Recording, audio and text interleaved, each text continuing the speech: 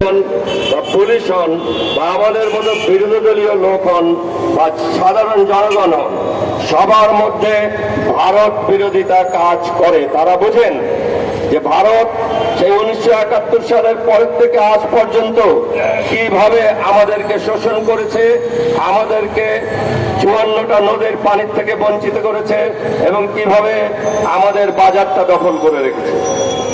এই জন্য পুলিশ ভাইদের প্রতি আমার সমবেদনা আছে। আপনারা চাকরি বাঁচানোর জন্য আমাদের উপরে যতটুকু নির্মম হওয়া প্রয়োজন ততটুকু হবেন, কিন্তু তারপরেও আমি আপনাদের প্রতি ভালোবাসা রাখবো যদি আপনাদের বাড়িতে আপনারা ভারতীয় পণ্য বর্জন করেন।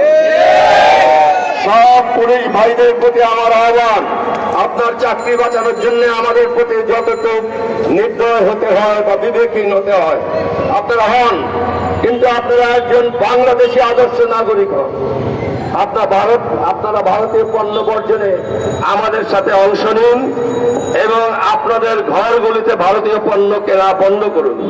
এটা যদি আপনারা গোপনে করেন, আমি মনে করব যে আপনারা চাকরি বাঁচানোর জন্য আমাদের উপরে যতটুকু অন্যায় করছেন সেটা ঠিক আছে।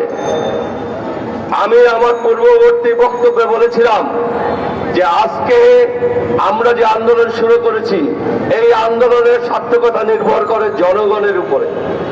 কারণ ভারত সরকারের কাছ থেকে বাংলাদেশ সরকার কিছু কিনে না।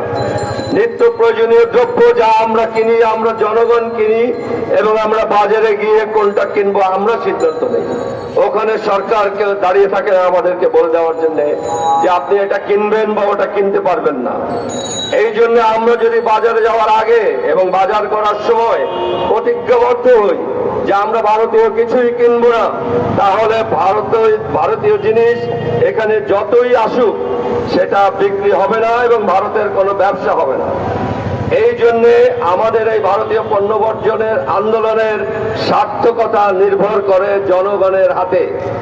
জনগণকে এই পর্যন্ত আমি যা দেখেছি আমাদের এই আন্দোলনের সার্থকতা সেটা অসামান্য।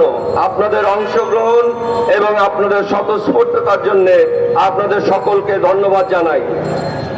আসছে রোজার মাসের পরে আমরা রমজান শেষে ঈদ পালন করব। আমি আমার প্রতিটা বক্তব্যে বলছি, আজকে আবারও বলছি, আসুন এবারের ঈদকে আমরা একটা ভারত মুক্ত প্রকৃত বাংলাদেশি ঈদে রূপান্তরিত করি। আমার মা বোনরা এগিয়ে আসুন, বাচ্চাদের কাপড় কেনার জন্য আপনাদের নিজেদের পোশাক কেনার সময় ভারতকে সম্পূর্ণভাবে পরিত্যাগ করুন।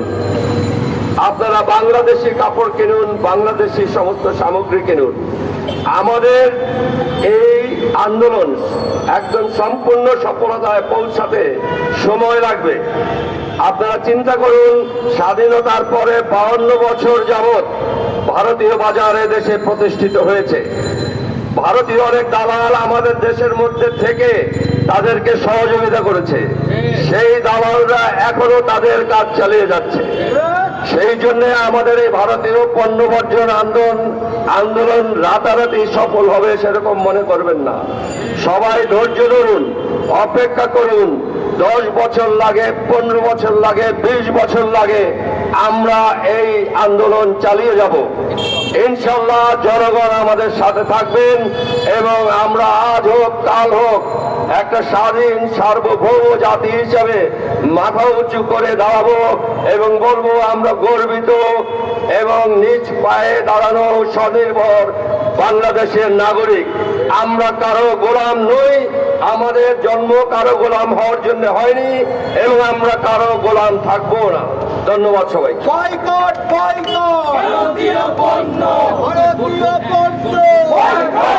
ধন্যবাদ কর্নেল আবশ্যক বাস্তব আবশ্যক জওয়ান ভাইকে। আমাদের আজকের এই বিক্ষোভ সমাবেশটি এখানেই আমরা সমাপ্ত ঘোষণা করছি। আজকের এই বিক্ষোভ সমাবেশে আমাদের দলের যে সকল নেতাকর্মীরা অংশগ্রহণ করেছিলেন এবং যে সকল সাংবাদিক ভাইয়েরা আমাদেরকে সহযোগিতা করেছেন সকলকে আন্তরিক ধন্যবাদ।